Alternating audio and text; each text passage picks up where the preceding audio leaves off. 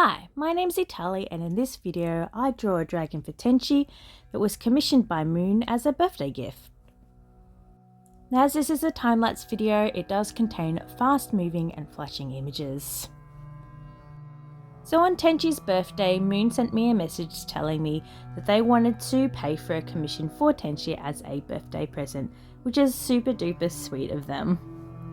Moon gave Tenshi free reign of what they could have drawn, and so this ended up being one of my larger commissions for the year, coming in at around 13 hours to do the whole character and background together. If it's a dragon I haven't drawn before and they don't have very defined reference pictures, I will sometimes sketch out the character first and add colours to it just to make sure that how I envision it in my style is how the commissioner would like to have the dragon drawn, which is what I've done for Tenshi. In the upper left corner there, you can see my sketched out reference picture of their character. To start with, I sketched out a couple of poses for them. I did 3 different poses before showing it to them, and then they decided on which one they liked best before I continued on to shading and colouring. Now, I had a little bit of a problem with the size of the dragon, as I wanted them to be able to have like a full-size character drawing, but at the same time I wanted their character to be within the background and not just like as large as it could possibly be on top of the background. So in the end, what I ended up doing was drawing the character as big as I could on the page with the background obviously behind it, but then when it came to actually fitting the character into the background, I shrunk the image down and put it into the scene and added the shadows and stuff like that, so that they still had a full-size character drawing that they could use for profile pictures or whatever they wanted to use, and they also had a character within the background. Now, this might sound a bit weird, a bit of a weird way to do it, but basically my art program that I use, Artflow, has a size limit on how big I can make my images, which is about 6,100 by 6,100, so I couldn't actually have the image any bigger, which would have been handy because then I could have just had an absolutely enormous image with the character within the background, and then it wouldn't matter when they crop it because the character would still be large. So that's why I ended up drawing the character full screen and then making them small and integrate them in the background, but still saving a full screen version of the character as well for cropping.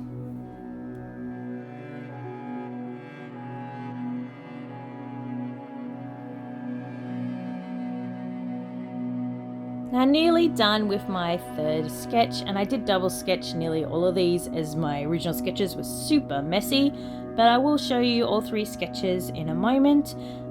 Which one of these was your favourite? Now, the one Tenshi liked the best was the middle one, which is the one we've gone with. Now, I did come up with a background idea and did a quick sketch and a rough colour to show Tenshi, but after doing the character colours, she decided it wasn't quite what she was after, so we did completely turf this background and start afresh, and I do think it turned out better in the end. I do like how the new background does end up, but that you'll have to wait till the end of the video to see.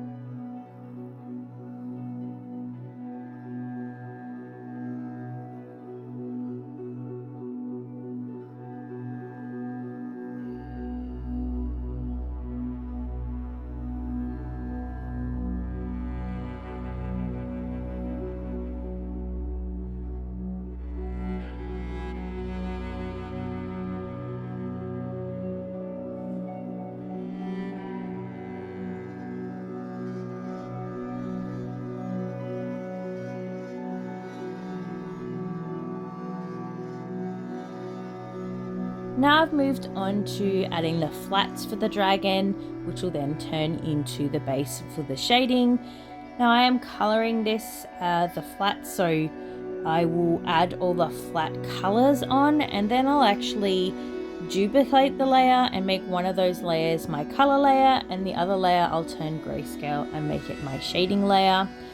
That way I've already got the right tones of greys for the colours I'm using, but I still have the benefits of shading with grayscales and being able to define the shapes I want to. I do still find it much easier to shade in grayscales than my old style of colouring, which was just, colour it and then shade the colours.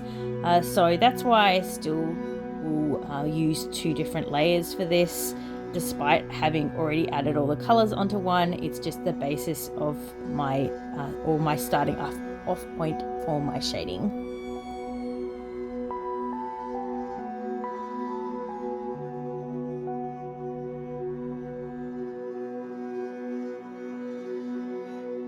So basically how I shade is once I've got the flat greys down, I'll then make a multiply layer above the grayscale layer, and I'll add some shadows where the creature's body will curve or the wings casting a shadow, and then I'll merge those layers together and I'll get out my trusty smudge tool and I'll start blurring those shades together to give a softer transition.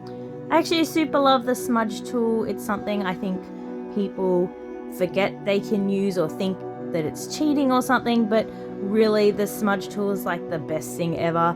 It makes it so much nicer to blend colors together.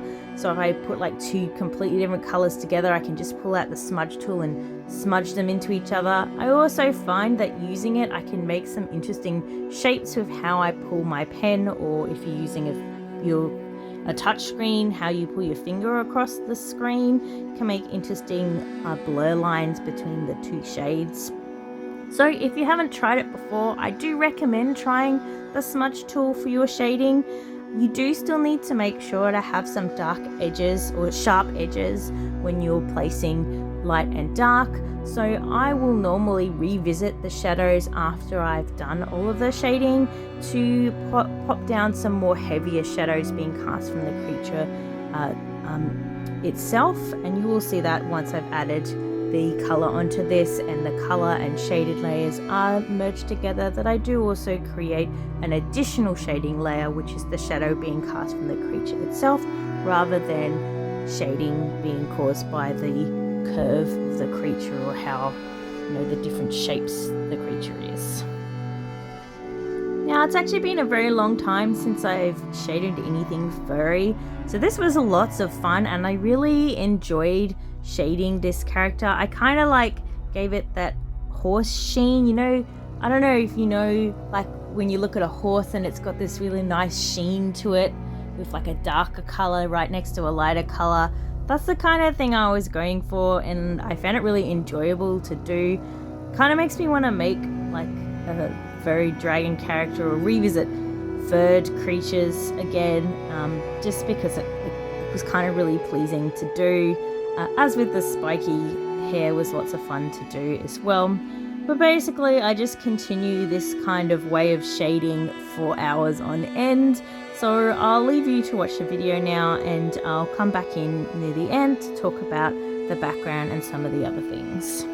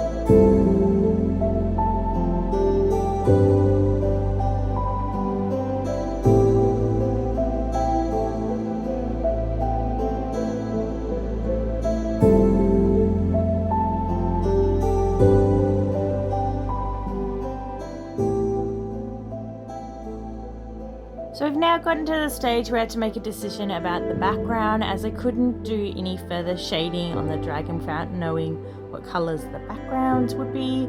So after speaking with Tenshi and they chose a new idea, I then went to work with sketching up a rough idea of the background before showing it to them to make sure that's what they were after, and then I proceeded to detail the background. I'd just like to bring up something I think that some people aren't really aware of or don't really pick up on very much, is that it is okay to ask an artist to change something if you're not happy with it. I made the original background based on what I liked and what I thought would look good in the picture, but it's not artwork for me, it was artwork for Tenshi. So it was perfectly okay for them to tell me they didn't like my idea, or it wasn't quite what they were after and they wanted something different. That is okay to ask. Sometimes I think I come across as a bit short, or maybe it seems like I'm a little bit mad about things, but that's actually not the case. I actually prefer it when people tell me they'd like something different, or it's not quite what they were after, or they send me references of something else, because that lets me know that they actually care about the picture I'm drawing, and it means a lot to them that I actually get it right, and it means a lot to me that I get it right as well. So if anybody's listening to this who is thinking about getting a commission from me in the future, it is perfectly okay to tell me you don't like something that I have drawn and ask if I could draw it differently. That is a-okay, and I won't be upset or mad. And actually, most of the time when people take the time to do that and to tell me to change something, it actually ends up looking better than how I'd originally imagined it. Because my imagination is a lot different to other people's imaginations, and with our powers combined, we can make amazing things.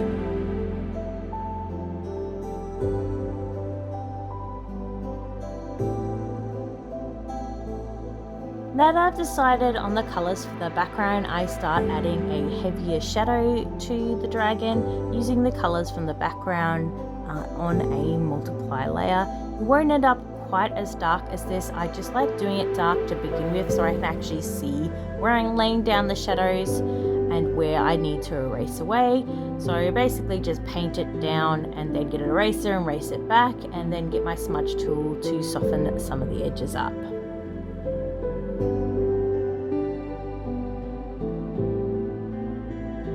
Once I've decided on where the shadows will be and I've made a small adjustment to the colour of the shadows, I then lock the layer and get different colours to bring in around the edges of the dragon. For instance, I'm using quite a bright orangey purpley colour for the edges of the purple feathers, just to bring a bit more light from coming through between sort of like, I don't know, bright edge to the darker shadow. I don't know if that makes sense, but I think it looks pretty, which is why I do it. Now, backgrounds is something I started drawing rather late in my artist life, so I'm still not very good at things like distance, so I did struggle a little bit with these hills in the background, but if I don't ever draw them, I'll never get better at them. And I did like like I usually do. I did like how it ended up. It just took me a while to get this background looking the way I wanted it to. I did have a reference to use as a guide, but I don't know. There's just something about choosing the right colors to make a picture look like it's distant. I just can't quite get it right. I'm close, but there's still something missing, I feel.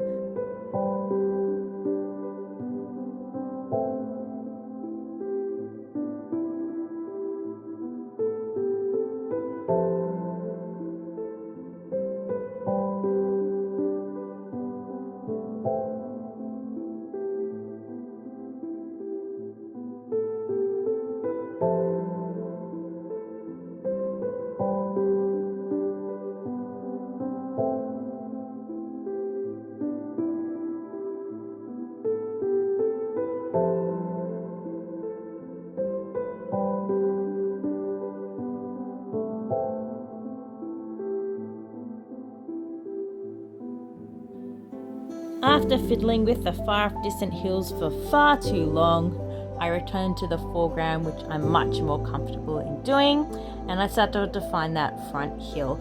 I'm replacing some trees on this front hill, so I wasn't going to bother detailing it too much as it will be covered up with the trees. Now, trees themselves, the bark and the branches, I'm actually quite comfortable with doing and I quite enjoy doing. But I struggle with leaves. It's something I've been trying to work on for some time. I have made myself a bunch of leaf brushes to try and help with getting trees done in a quick way, because drawing individual leaves just takes far too long. So I do use the brushes quite a bit, but I'm never very happy with how they look initially. They look very robotic, sort of procedurally made trees, which I don't like. I like them to look more natural. But I had this same problem with my last picture that had a forest in the background, and by the end, after I've played with them quite a lot, then I end up happy. And I do actually quite like how the tree leaves in the very front of the picture, sort of in front of the dragon, how they looked by the end. They sort of like have this speckling of different colors that I think I don't know, I think it adds some kind of charm to it. So even though I wasn't very happy with the leaves to begin with, the more I worked on them, the better they looked, and that was the same last time I drew trees. So I should just learn that I'm never happy in the beginning, and by the end it'll be okay if I just keep working at it. I guess that's just art in general. You're not going to get better if you don't keep trying. If you just give up the first time you draw something and it's no good, then you're not going to improve. Oh yeah, one more thing about the trees. I was so worried about getting them right, I forgot to press record while I was drawing them. So magically they turned from blobs into this. I'm really sorry, Tenshi. This happens sometimes when I'm making very long videos. I'll think I'm recording it, and when I go to press the pause button to take like a sip of coffee or something, I realize I didn't press the record button to begin with. So I'm sorry you missed seeing how I made the leaves, but I haven't finished with them, so you'll get to see me adding more leaves to these trees shortly.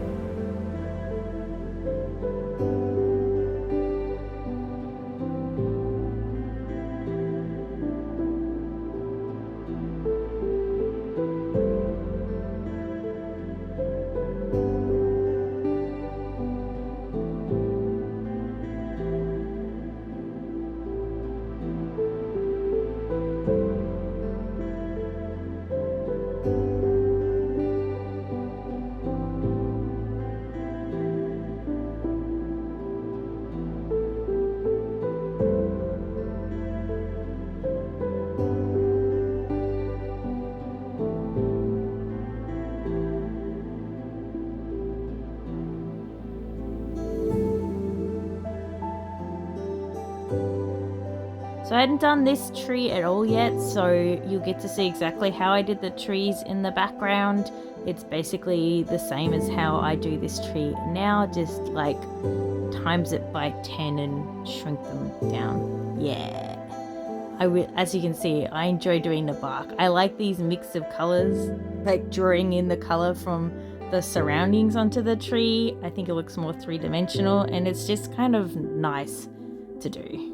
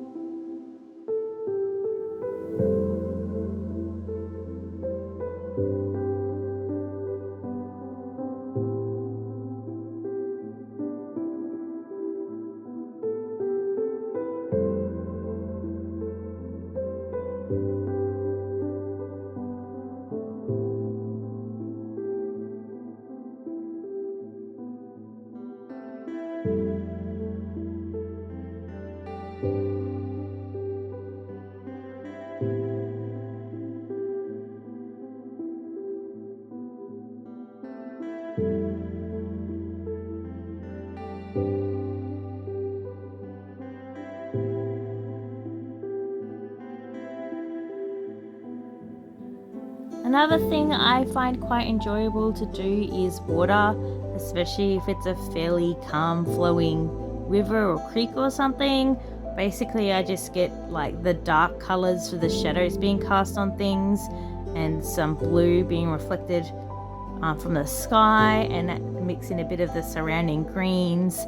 And then I just get a close to white, and I just go around all the edges where the water would be lapping on the shore and add some little ripples from where the river is flowing, and where the character hovers I also add a little bit of ripples from the air flowing over the river. And it's fairly straightforward and simple, but I think it works quite well, and I quite like how this river turned out. I'm just adding the final touches to the character now that the background is pretty much done. I start incorporating a few of the surrounding colors into it, so a little bit more highlight from the sun and a little bit of green from the surrounding trees, and then I start putting things in their final placements, shrinking down the character so that it fits into the background, and producing different size options for Tenshi to use. So you've got, this is basically the main picture with the character at a decent size in the middle-ish of the picture, and then I also produced one that could be used as like a banner where the character is quite close to the tree and much smaller. And here's the final image with some focus blurring as well. Thank you very much, Moon and Tenshi, for getting this done with me. It was very much a pleasure to do, and I hope you enjoy your birthday gift commission, Tenshi, and thanks again, Moon. Bye.